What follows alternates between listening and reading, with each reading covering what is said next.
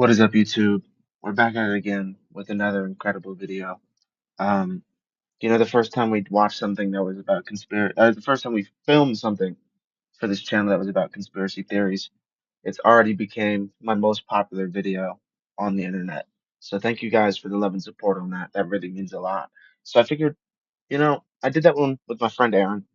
Let's see what I could do here this early in the morning. It is currently 8:31 a.m. It's uh, it's a Thursday. And basically, my idea is let's just get right into it. Grab your milk and cookies. Snuggle up in a little ball, try not to cry, and let's have a fun time here. Missing Japanese citizens. Why is it already starting out like this? And why am I already shitting my pants? Lord, be with me and guide me through this storm. Amen. One night in June 1978, a 22-year-old single mother of two kids named Yaiko Taguchi was working her usual shift in How are you 22, a single mother, and you have two kids? Something had to have gone wrong in the relationship, no? I'm here for conspiracy theories, not, couples therapy.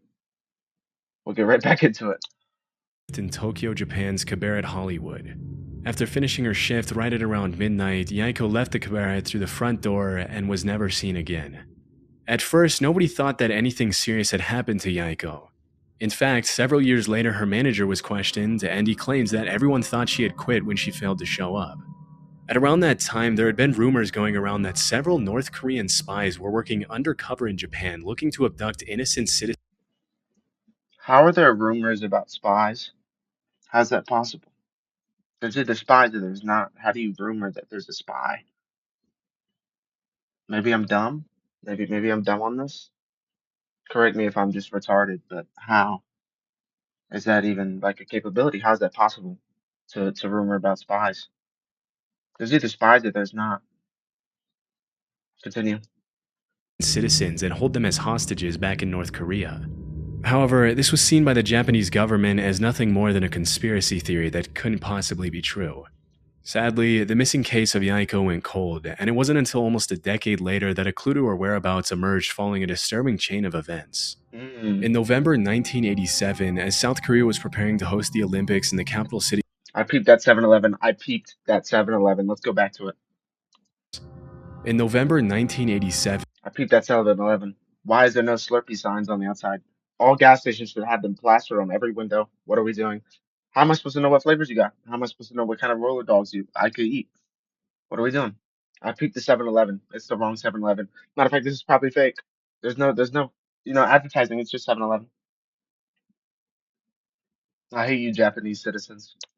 as South Korea was preparing to host the Olympics in the capital city of Seoul, a Korean Airlines plane blew up in midair as it was flying over the Andaman Sea, What? taking the lives of 115 innocent people. Oh my God. During the investigation, it was revealed that two North Korean agents acting under direct orders from the North Korean government had planted a bomb in an overhead storage compartment before getting off at the first layover in Abu Dhabi.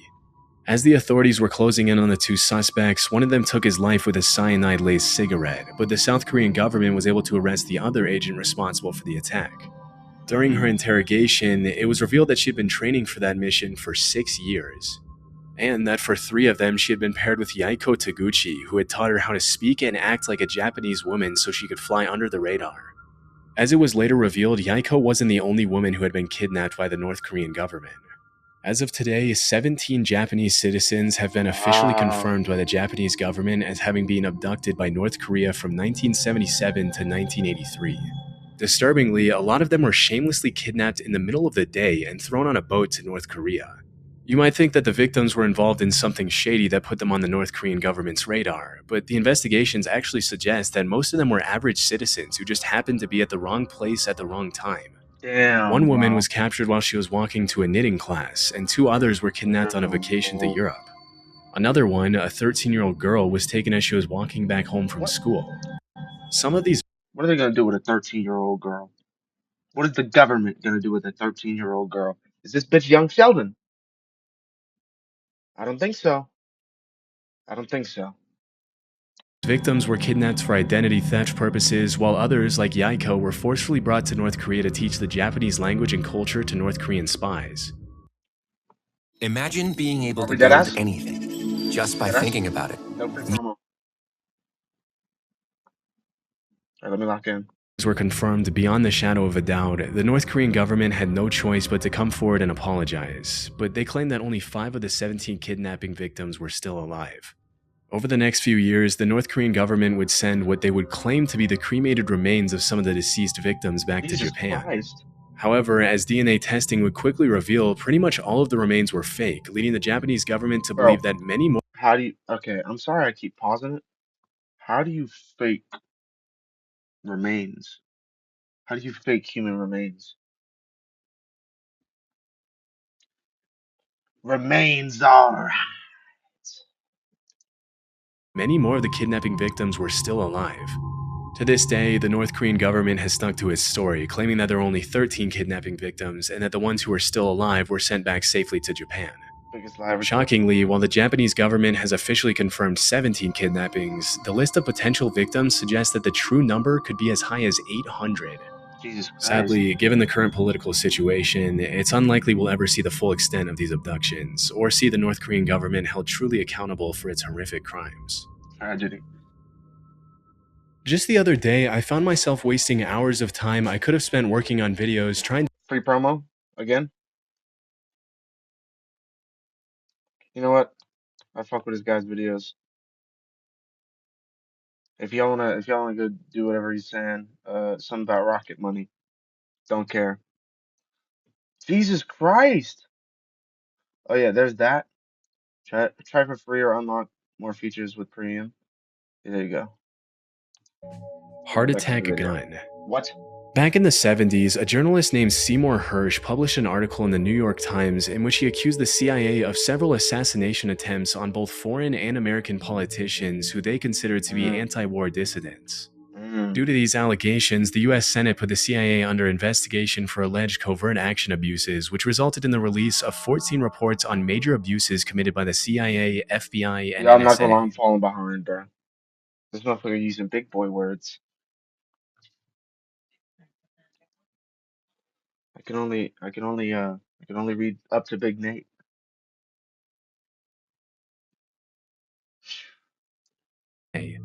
The majority of the reports included accusations of crimes such as opening and resealing US citizens' private mail for several years and illegally surveilling Black Power activists. Although these claims are obviously pretty serious, they paled in comparison to one particular accusation, or conspiracy theory, which alleged that the CIA had developed a pistol that could fire a poison dart over 300 feet, take a person's life, and leave absolutely no trace as to the cause of death. As it was later revealed, this theory turned out to be true, and the development of the poison Good morning, Mimi. Good morning, baby. You doing okay? I'm doing good. I'm just filming a YouTube video. dart gun was just one part of the program called MK Naomi, through which the CIA had sought to develop weapons for biological warfare. In 1975, William Colby, the CIA director at the time, had to testify in front of the committee that was investigating the agency. During questioning, he claimed that the CIA had developed a host of biological weapons as part of a plan to eliminate German leaders during World War II, but that their research had continued until well after the war. He also mentioned that Can I put this on? Is the Nazi salute gonna get me banned? Is the not? Well, no, it's already on YouTube, right? Yeah. So basically, they are developing weapons of mass destruction constantly. So, I mean, I don't get it. Maybe I'm dumb. Maybe I'm stupid. Or maybe this is just too smart for me. Maybe this isn't my grade level. I did just graduate high school. I mean, maybe this is. Yeah, I'm just a chud, bro. mentioned that the poison dart gun was almost completely Just a silent chud. on account of the battery that was Oh. housed inside the handle, and that it had been specifically designed for the target to feel nothing more than a mosquito bite when the dart struck. Interestingly, the agency had used a specific shellfish toxin to make it impossible for anyone to know what the cause of death was, leading forensic pathologists to believe that the victim had suffered an inexplicable heart attack. It wouldn't Damn, help bro. pathologists that the dart was designed to melt inside the body so that it only left a small red mark where it entered the victim. When asked if the heart attack gun, as it was nicknamed, was ever used on anyone, the director alleged that it had only been used for experiments and that there were no records of actual use. As part of the investigation, the CIA had to hand over the gun to the committee, and there are some pretty wild pictures of the committee members analyzing the gun as William Colby answers their questions about it. Normally, you'd expect to see something like the heart attack gun in a spy movie, and it's pretty wild to think that if they hadn't put it under investigation, they would have probably gotten away with using it for who knows what purposes. Damn, It's bro. also pretty crazy to think that if that's the kind of stuff they were developing back in the 70s, imagine the kind of technology they have their hands on now. Disturbing. I know exactly what kind of technology they have on their hands now, but I'm not trying to get, big old shout out Big Ben Netanyahu. Love that dude. Love the Jews. Love the Jewish community. What a lunch of the Jewish. Okay, but I mean, all I'm gonna say is this: did he kill himself? You guys can assume the rest. Disturbingly, the hearing was the only time the heart attack gun was ever shown publicly, and to this day, it remains unclear what happened to it after the investigation. Could you use up to Yeah. Go ahead and lock it in, bro. I'm learning new tech. Let me go ahead and unmute it, and let me go ahead and skip. Here we go. Rogue waves. Rogue Waves. Sailors Wait, often hold get a on. reputation. Ain't that the dude that made that one song where it's like them Arby's memes? It's like, let's get married. I'm getting married. That's this guy, ain't it? That's this guy, ain't it? No? Yeah, who knows? Who knows?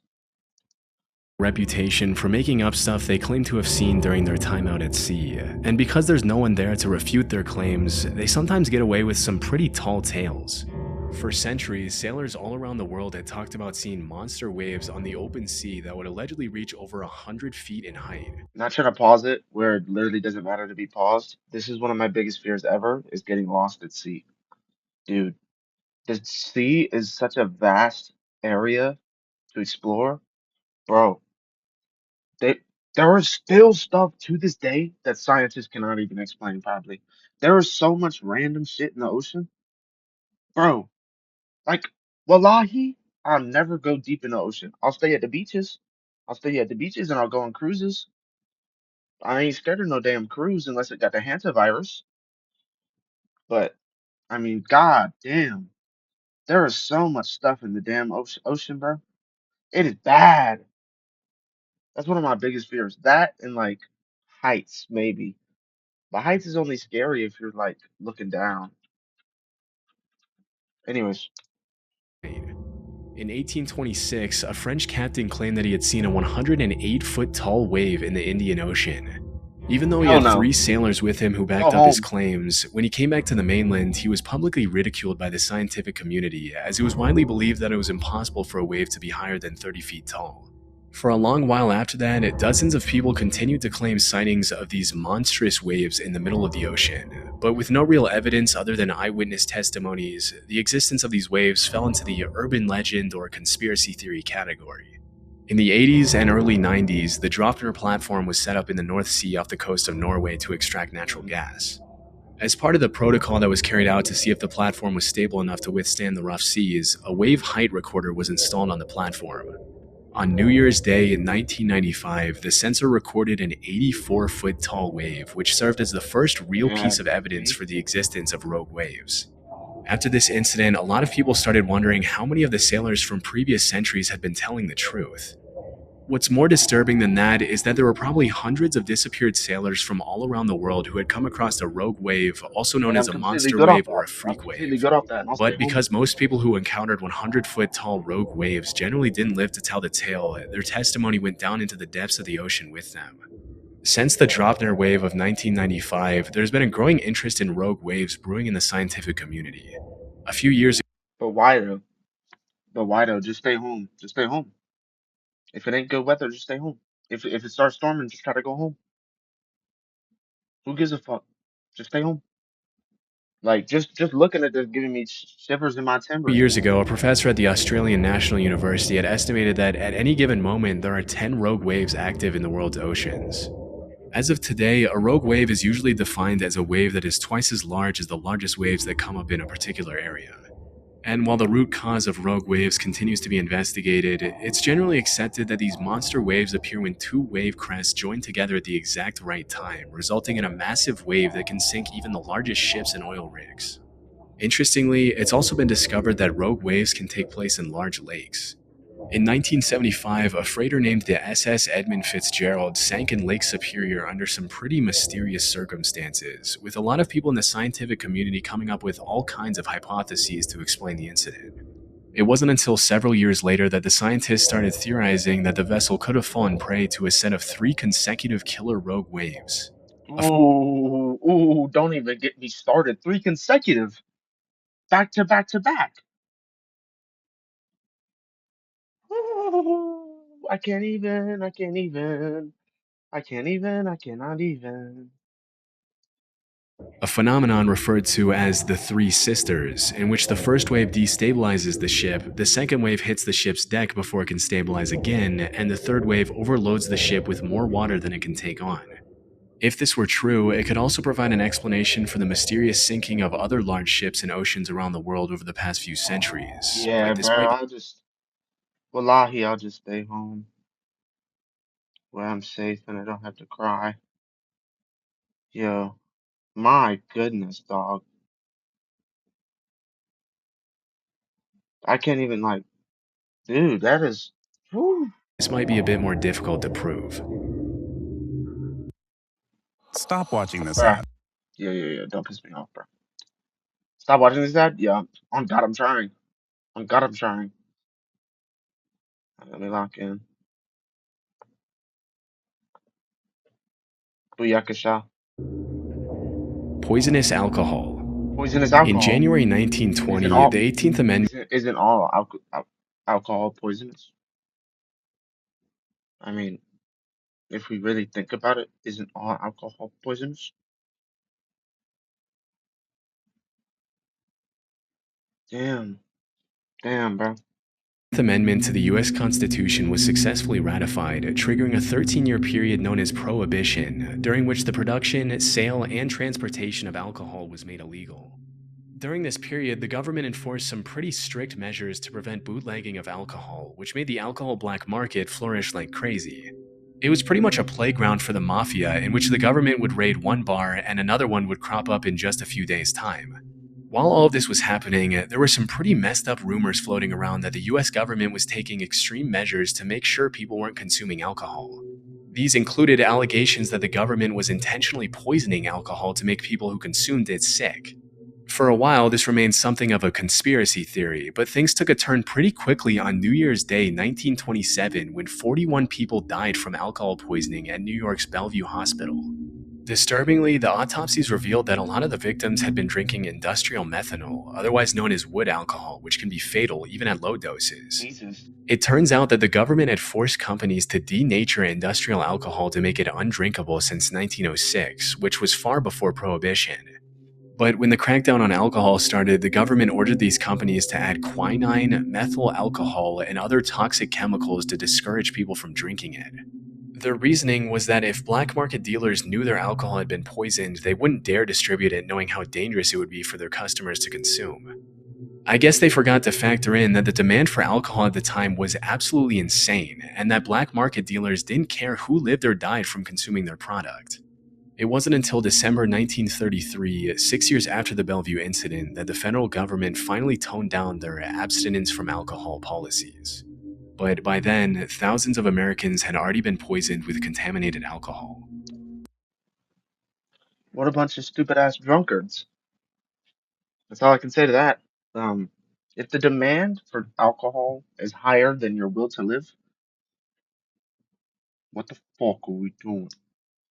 You're telling me that you'd rather drink alcohol that is reportedly poisoned and die than to not drink alcohol? What are, like, you're just a bitch ass drunkard. You wanted to die. I mean, that's all I can say. You just wanted to die. Freaking losers. Freaking losers. Gorillas. Nowadays, The band or the no, that one wasn't funny. It was just the way he said it. Can we go back? Gorilla. Gorillas. Nowadays, there's really nothing too shocking Yeah. about seeing a gorilla in a zoo or on TV, but there was once a time when gorillas were considered to be in the same category as the chupacabra, the Jersey Devil, Bigfoot, and the Loch Ness Monster. Really? I was able to find that up until a couple of centuries ago, gorillas were considered cryptids, which are animals that are believed by some to exist somewhere in the wild, but whose existence has never been proven.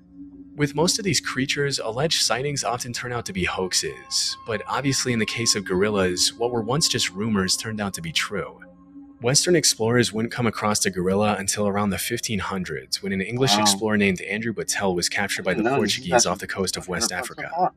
While he was held captive on the mainland, Battelle described these disturbing, giant, ape-like creatures that would occasionally prowl around his campfire, but because he had never seen a similar creature before, he described them more as monsters than as animals. Battelle's description sent the rest of the world into what we can only call a gorilla frenzy, with all kinds of rumors being spread about these allegedly bloodthirsty, dangerous creatures living in exotic parts of the world. Over the next couple hundred years, the buzz around gorillas grew as explorers in Africa sent back illustrations of gorillas to Europe, which were often given to royalty and emperors as rare gifts. If you were to ask any European back then what a gorilla was, they would have described it in a similar way to how we describe Bigfoot or the chupacabra nowadays. They were thought Wow. of more as myth. Wow. Who would have thought it? Also, I would just like to point out he called it a monster. He called them monsters, right? So, what I'm getting from that is you were just a scary ass bastard. These things are adorable. Now, yes, they'll tear you limb from limb and absolutely grape your whole bloodline, but they're not monsters. I love being a good old gorilla. Matter of fact, when I was little, I wanted a pet gorilla. My dad told me no. And I was like, why? He said, because they're a gorilla. And I was like, okay, well, that makes sense. But, I mean, hell, gorillas are the probably top four coolest looking animals ever. Now, of course, for you to be the first to discover it, you're probably thinking, what the fuck is that? What the fuck kind of cat is this? But, but I mean, hell, I think it genuinely depends on how many there were. If it was like one, hell yeah, I'd be horrified. Because not only am I the first to see it, but there's only one of them. What the fuck is this? But if there were multiple, I'm gonna be way less horrified, I feel like. Because one is a lot more mysterious than four. If you catch my drift. Catch my drift. Yeah, get me off of this app. Okay. Anyways, As mythical monsters than regular animals. It wasn't until over 200 years or so later that an American naturalist named Thomas S. Savage found a gorilla skull in 1847 during an expedition to Africa, which was wow. the first piece of real proof for the existence of these animals. Naturally, this triggered a bunch of new expeditions to the area, and between 1855 and 1859, French explorer Paul Duchaillu confirmed the existence of gorillas and even brought some back dead. Just as Andrew Battelle before him, Paul Duchaillu also described gorillas as these savage, bloodthirsty creatures which stuck in the Paul Duche.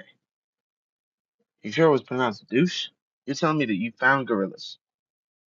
The first guy saw them, discovered them. But everyone probably didn't believe him. They were like, "Oh, what the hell are you talking about?" Next guy finds a gorilla skull, evidence that there's something out there we don't know about that looks kind of humanish in the skull. Then they're telling me that the next guy who does anything with them, he kills them and brings them back to people to show them. Paul Duche, you're a rat ass bastard. Why would you ever do this? I really don't fuck with you. What did the gorilla do? Bloodthirsty. Maybe he just wanted friends. Curious George wanted friends. Obviously, he's a different kind of monkey and he's a cartoon. But I mean, come on, get in with me on this. Type in the chat if you watch the video fully. Type in the chat, and all I want to see is hashtag Gorilla Lives Matter. Thank you so much. stuck in the public mind for a long time. Around 15 years later, some German explorers brought back a baby gorilla from Africa to Liverpool, even putting up some Oh, towels on the ship so he could swing around and entertain dude, himself on the long journey back. that's so As you adorable, can probably actually. imagine, as soon as the ship arrived back in Liverpool, people started flocking around the hotel where the gorilla was allegedly being kept to catch a glimpse of the once mythical creature. To the public's dismay, Pongo the Bro, gorilla wasn't the massive, violent Pongo? monster they had thought, but rather a cute little 2-year-old gorilla who That's what I'm loved to play with saying, bro. dogs. A few years later, in 1902, a German explorer named Robert von Beringe killed Oh boy, just look at this guy. I can already tell he did something horrible. Oh God. two mountain gorillas, which were Killed? huge in comparison to the baby gorilla that the Ooh. previous German explorers had brought back. And that was really the first time the public was able to understand what a full-sized adult gorilla looked like. It's pretty crazy to think that at some point these animals that we now see as normal were once seen as legendary monsters. Gosh. Wait, no, that's actually the Interestingly, truth about all species. Because all species had to be discovered. So the first people to discover all these species that are in the world, dude, they had to be flipping the fuck out. They had to be freaking out. Bro, just imagine you're walking home from school. You look over, see a goddamn dragon in your front yard, right? Mm. Hosh bosh. Hell yeah, I'll discover something. But if that thing is, dude, like someone discovered the lion. Oh my God, someone discovered the alligator and the snake. Oh, dude, I couldn't imagine. I couldn't even imagine. Interestingly, if you really look at the research, there are a ton of other animals that we now take for granted that were once brushed off as Yeah. hoaxes, including kangaroos, platypuses, giant squids, and Komodo dragons. With so many of these myths turning out to be true, it really makes you wonder how many animals are out there that we have no idea even exist. Okay. Well, that's the end of the video. That's the end of his video. So I'm gonna just leave it there. I don't really have anything else, to film, obviously. But I hope you guys enjoyed. Leave a like if you haven't already. Hit that subscribe button. Turn on notifications even if you feel like it. Um, I love you guys. Thank you for tuning in. Thank you for supporting the first video. I hope you guys enjoyed this one. I hope I did a little bit of everything to make this video pop. I hope you finished your milk and cookies. And yeah, love you guys. XP out. Peace.